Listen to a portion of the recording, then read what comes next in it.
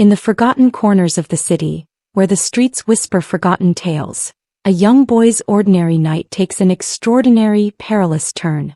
Alone and adrift, he stumbles upon a desperate secret: two ruthless kidnappers hunting for an escaped girl.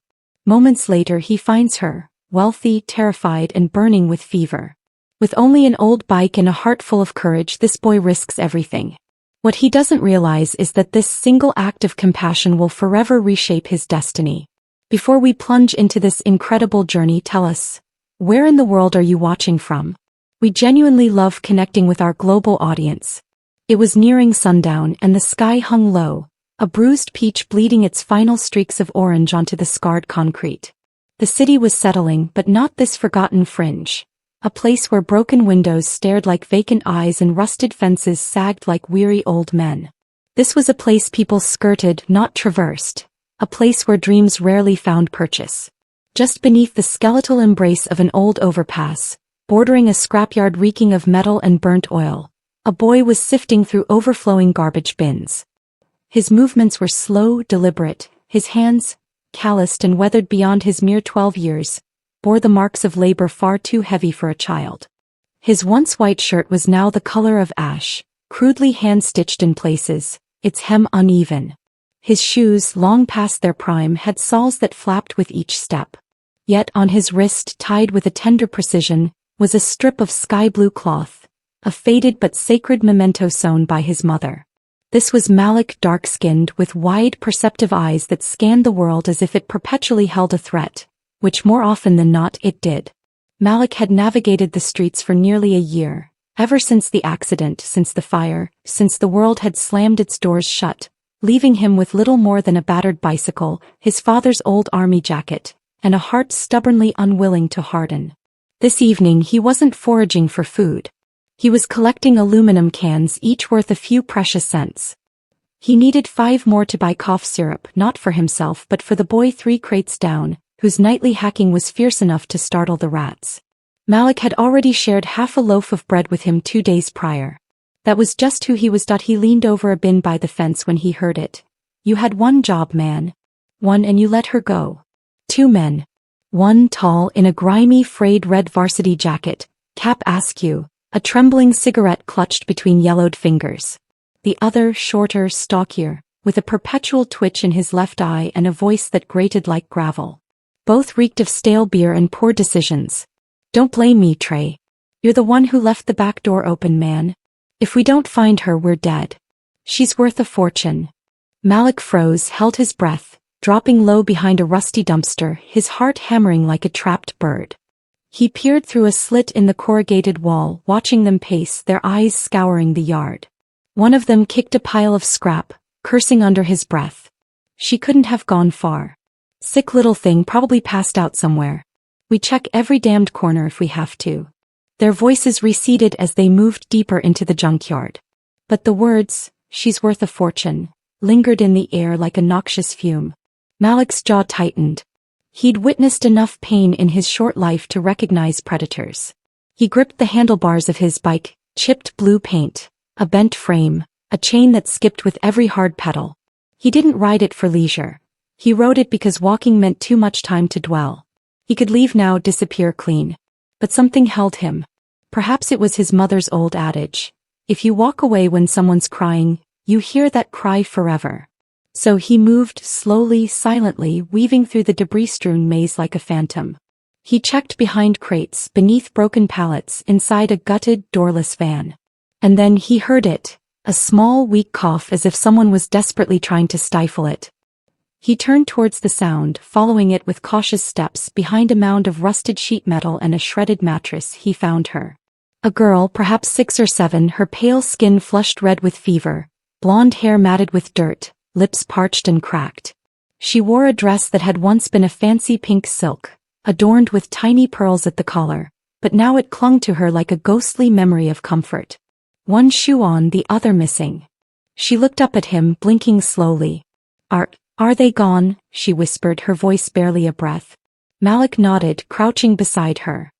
His face was calm, steady, though a pang echoed in his own chest. She resembled his little cousin, the one who never escaped the fire. "We gotta move," he said softly, It ain't safe here. I don't feel good, she whimpered. My head hurts.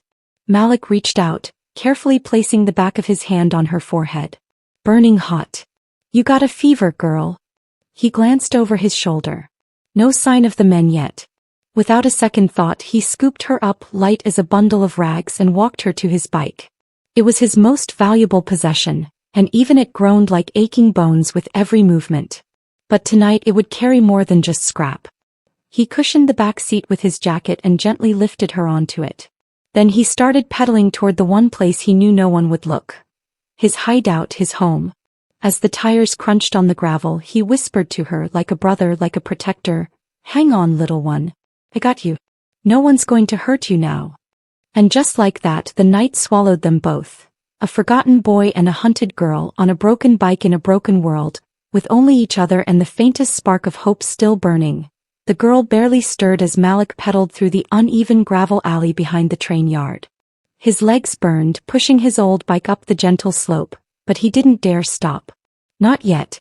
The sky had deepened to a heavy charcoal gray, the kind that portends rain or something far worse, and every gust of wind rattled the bike's dented frame like a grim warning. He chose the long route, avoiding streets with streetlights or too many potential onlookers. Even at this late hour, a wrong glance could invite questions he couldn't answer, and answers he couldn't risk giving. With one hand steadying the handlebars and the other gripping the edge of the basket where the girl lay huddled in his jacket, Malik pressed on, guided by raw instinct rather than a fixed destination. He reached the underpass near the old textile warehouse, his spot. It was modest. A tarp strung between two columns, flattened wooden pallets for a floor, and a milk crate on its side for storage. But it was dry, concealed in his.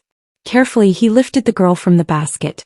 Her breath was shallow, her skin still burning. Malik laid her on his sole blanket, threadbare but clean, and gently brushed her hair from her face. "Hey," he whispered, watching her eyelids flutter. "You're safe now. You hear me?" No reply, just a faint whimper before she slipped back into fevered slumber. He stood there for a moment, staring down at her, then slowly exhaled. He had to get medicine. No. He retrieved the small tin can hidden beneath his makeshift shelf, his meager savings. He emptied the coins, counted twice. Not enough. He needed at least $4 more. Malik looked towards the horizon where the last sliver of sun dipped below the skyline. He didn't hesitate. He mounted the bike again, legs aching, and pedaled towards the 24-hour pharmacy blocks away. Each turn of the wheel echoed louder in his mind than on the street, not from noise, but from the weight of his choice. Trading everything he had to help someone he didn't even know at the counter. The pharmacist raised an eyebrow at the sight of the boy, dark-skinned, dirt-streaked, panting. Malik kept his gaze low, avoiding eye contact. He pointed to the bottle of children's fever reducer and pushed the coins forward. "Is this enough?" His voice was unsure but firm. The man frowned, counted. "You're short." Malik's shoulders slumped. He reached into his pocket and pulled out the old wristband his mother had made. He hesitated, then placed it on the counter. "Is this worth anything?" The pharmacist looked at the strip of blue cloth, then at the boy. For a long moment, silence. Then the man slid the bottle toward Malik and pocketed the money. "Get going, kid." He didn't smile, didn't scold, just turned and walked away. By the time Malik returned, the girl was shivering under the tarp, her forehead damp with sweat. He uncapped the bottle with trembling fingers and coaxed her upright. She blinked, dazed and weak, her voice barely audible. "Are you an angel?" Malik snorted. "Nah, angels don't wear shoes with duct tape." He tilted the spoon to her lips and waited. She sipped, coughed, then leaned into him, exhausted. He stayed there, sitting beside her as the night deepened around them. The city hummed somewhere far away, but in that quiet space, it was just them. A girl with a name he didn't know and a boy with no name anyone remembered. Hours passed. He dozed lightly, waking at every sound. Once he thought he heard footsteps, male voices, a shout in the distance. He tensed, peering out beyond the columns, but saw nothing. Still he didn't sleep again. He kept watch. At dawn, the first rays of light crept across the tarp and fell on the girl's face. She stirred, coughed, then opened her eyes, this time with more clarity. She saw Malik, blinked once, then twice. "It wasn't a dream," she whispered, her voice steadier. He looked up from where he was tying the tarp tighter. Nope, he replied, rubbing sleep from his eyes. I'm still here, unfortunately. She sat up slowly, her hands trembling, eyes scanning the small shelter. She looked down at the blanket, at the jacket wrapped around her, then at the half-eaten crackers Malik had left beside her. For a moment her lower lip quivered. She was about to cry. But then she caught herself, straightened, cleared her throat. My name is Emily, she said with an odd formality, like someone who'd been taught introductions mattered, no matter the circumstance. I think I need to go home. Malik crouched beside her, his voice softer now. Where's home? She furrowed her brow. I don't know the way, but I remember the address. I remember the numbers. That's when he knew. This wasn't going to be over yet. Taking care of her for a night was one thing. Getting her back across the city without attracting attention, without getting caught, with those men possibly still searching for her, that was another. His hands curled slightly on his knees, his jaw tightened. But when he looked back at her, pale and fragile but determined, he nodded. I'll get you there, he said quietly. But we gotta be smart. Real smart. And with that promise, the real journey began. For a long while they sat in silence. The faint hum of the city began to stir. Distant buses, barking dogs, the whir of a garbage truck on the main road a block over. Malik could feel it in his bones. Daylight meant attention, and attention was dangerous not just for him but especially for her. She was too clean beneath the dirt, too out of place in this part of town. Even in her ragged state, people would notice, and the wrong ones might remember. He glanced sideways at Emily, who was now trying to tie her hair back with trembling fingers. She wore his oversized jacket like a blanket, but the delicate trim of her pink dress still peeked out beneath it. Her skin, though pale and still flushed from fever, was regaining some color, but to Malik she looked like a walking target. His mind raced. He couldn't go out like this. Not if they wanted to make it across half the city. Not if they wanted to survive this without being stopped or worse, caught. I need you to trust me, Malik said suddenly, standing up and pulling out a torn duffel bag from behind a stack of wood. Emily looked up, blinking. With what? He didn't answer right away. Instead he began pulling out clothes, his clothes, torn jeans, a sweatshirt 2 sizes too big, a knit cap with holes. He tossed them beside her, then looked at her. Seriously, we're gonna switch it up. No one's gonna recognize you like this. Emily hesitated. Her hands brushed the fabric as if it might bite her. Then she looked at Malik's face, his steady, unblinking stare, and something in her softened. She nodded slowly. He turned around to give her privacy, arms crossed tightly across his chest, staring at the graffiti on the concrete pillar in front of him. It read, "No one sees us here." He swallowed. When she finished, she tapped him on the shoulder. He turned and looked at her. His old sweatshirt hung on her like a curtain, the sleeves completely covering her hands. The jeans were tied at the waist with an old shoelace. Her hair, tucked into the beanie, made her almost unrecognizable, but her eyes were the same, bright and trusting in a way that made his throat tight. He gave her a once-over, then nodded. Good. Now walk like you belong. She giggled. Just a little. But it faded quickly.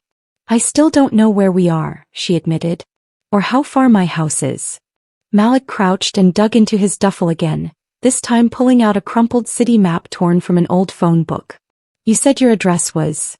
Malik recited the numbers carefully. His finger hovered over the map, tracing invisible lines. That's over in Glen Ridge, he muttered. That's like 20 blocks, maybe more. Emily tilted her head. Is that far? Malik smiled without humor. Far enough to matter. He folded the map and stuffed it into his back pocket. Then he looked over at his bike, the same beat-up thing that had carried them through the night. The chain was slipping more often now. One pedal was bent inward. But it had carried him this far, and it wasn't quitting now. He wheeled it forward, tightened the bungee cord on the basket, and patted the seat. Ready for part 2?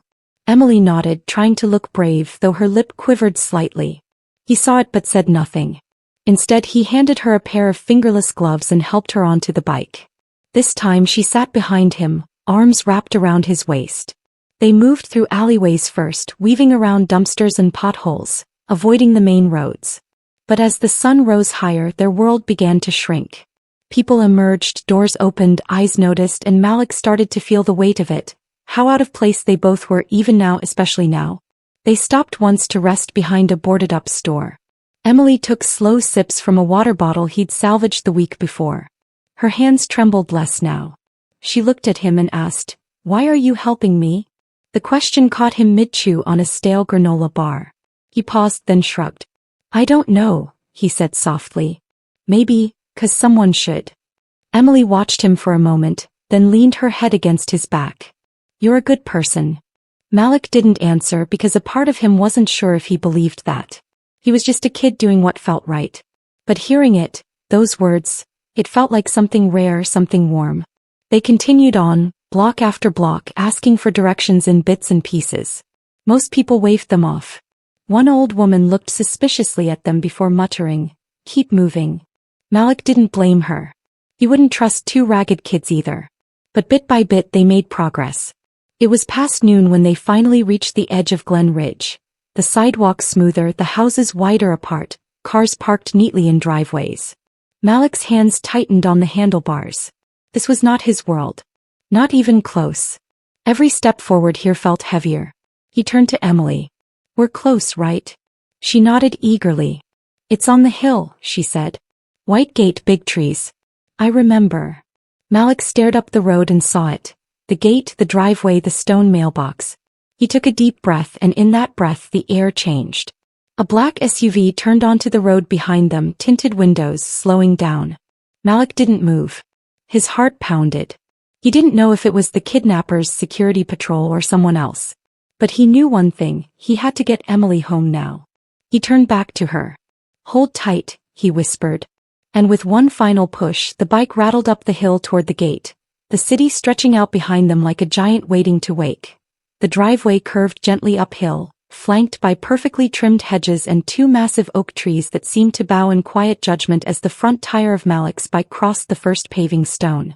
He felt it, an invisible boundary, like stepping from the shadows into someone else's dream. The air smelled different here. Cleaner, quieter, too quiet. Behind him, Emily shifted slightly, her fingers tightening on his jacket. "That's it," she whispered, pointing. "That's my house." At the top of the hill stood a 3-story white brick estate, tall windows glittering in the sunlight like silent watchers. The porch stretched wide with columns holding up a balcony where flower pots spilled over with vibrant color. A white iron gate stood halfway open and from it hung a yellow ribbon. Malik's eyes caught it before anything else, flapping gently in the breeze like a beacon. There were people on the lawn. Adults, suited men with earpieces, a woman pacing, clutching a phone with trembling hands, and a man, tall, well-built, graying at the temples, standing frozen at the edge of the porch, staring toward the hill. Malik slowed to a stop just outside the gate. For a moment he didn't move, didn't breathe. This wasn't his world. This was the kind of house you only ever saw through fences or in magazines left behind at laundromats. This was marble floors and carpets you weren't allowed to step on. This was alarm systems, private school security details. And he, a boy in torn jeans, a grease-stained hoodie, skin dark as the pavement, wasn't meant to set foot here. Then he felt Emily shift again, heard her voice, small but steady, "That's my daddy."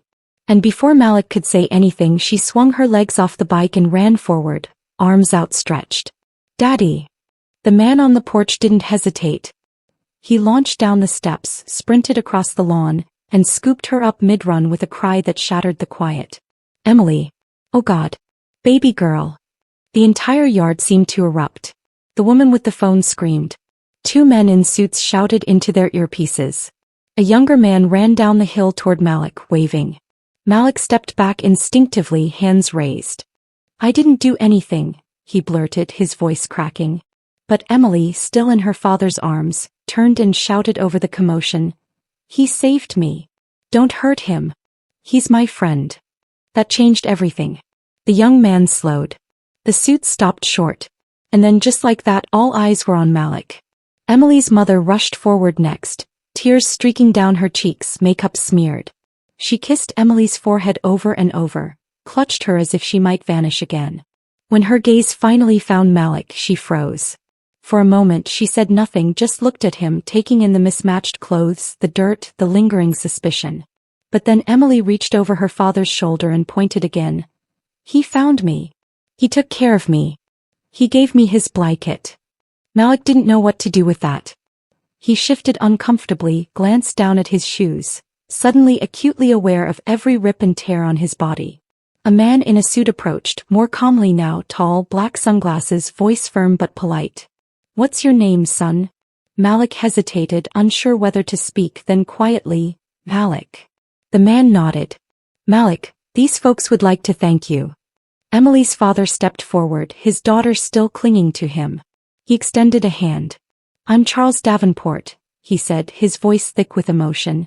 "That's my daughter and you brought her home." Malik stared at the hand, then slowly reached out. Their palms met, dark and calloused against pale and manicured, and for a moment something unspoken passed between them. A boy who had nothing, a father who almost lost everything, and the quiet, powerful truth that neither would ever forget this moment. "Come inside," Charles said, guiding him toward the porch. "You need to rest. You look like you've been through a war." Malik shook his head. "I'm okay." But his knees wobbled. His body, exhausted from adrenaline and effort, was starting to give in.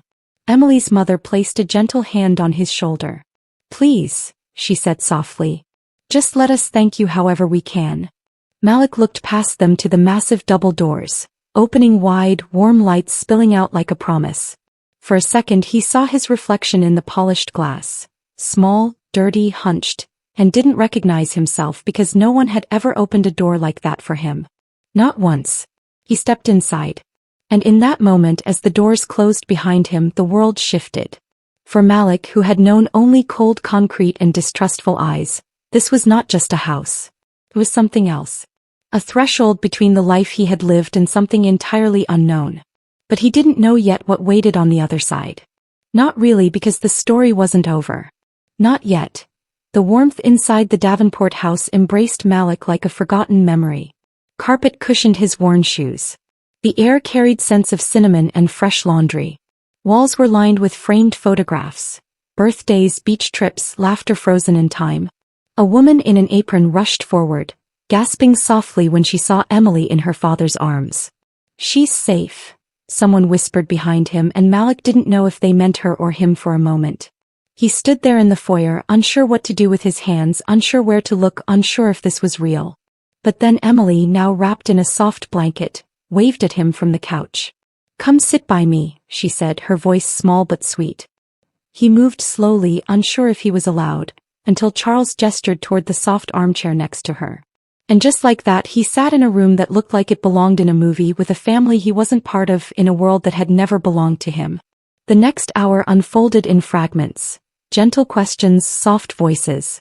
A nurse, called to check on Emily, insisted on examining Malik too. He initially refused but relented when she noted the scratches on his leg. There were sandwiches, real ones with meat, lettuce and mayo, and hot tea with honey that soothed his raw throat. Emily stayed close, her hand resting lightly on the armrest between them like a silent promise. She recounted everything to her parents: the junkyard, the fever, the bike ride. Each time she spoke Malik's name, her voice lifted just a little more. And with each mention, the room seemed to lean toward him, softening a little more. Later that evening, as the sun dipped low again and bathed the living room in golden light, Charles and his wife sat across from Malik. The air was quiet, not heavy but full of things unsaid. Charles cleared his throat. "Malik," he began, his voice calm but serious. "We don't know everything you've been through and we won't pretend to understand, but what you did for our daughter, we can never repay that. Not with money, not with gifts." He paused, glanced at his wife, who nodded. "But maybe with something else." Malik blinked, wary. "What do you mean?"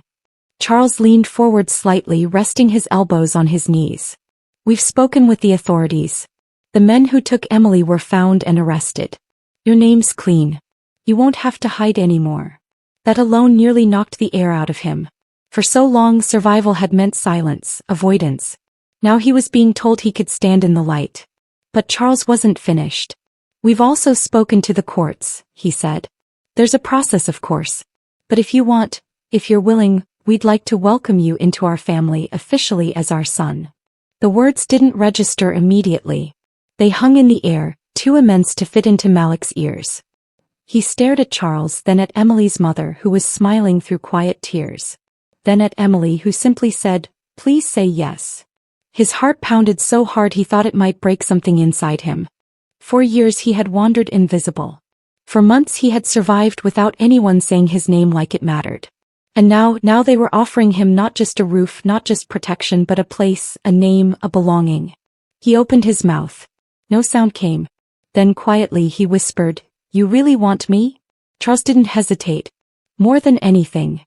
Malik swallowed, his eyes glassy. He didn't cry, not fully, but something inside him cracked open. He nodded. That night, for the first time in a very long time, Malik slept in a bed. The sheets smelled like lavender. The room was small but warm. There were clothes folded neatly on a chair. A photo frame beside the lamp already held a picture of him and Emily, taken just hours before, and on the door someone had taped a piece of paper. It read, "Malik, your room," in marker, all caps, like a declaration, like it was meant to be. Weeks passed. His paperwork went through. He was enrolled in school, given a new backpack, new shoes, a new life. But not everything changed. He still kept his bike rusty and bent, a relic of the journey that saved them both. Sometimes he and Emily rode it just for fun, down the same alley where he first found her. She insisted on sitting in the front basket like old times, and Malik always let her, grinning as she squealed with laughter. Then came a spring afternoon 1 month after everything, when a silver plaque was quietly added to the front gate. It bore the family name, the Davenports. But now, beneath it, engraved with care, was a second line, Malik Elijah Davenport. And just like that, the boy who had once been no one became someone whose name belonged to a home. A name on a gate, a name in a family, a name that meant something. Because sometimes, the most extraordinary things come not from magic, but from the purest kind of kindness. The kind that asks for nothing and gives everything.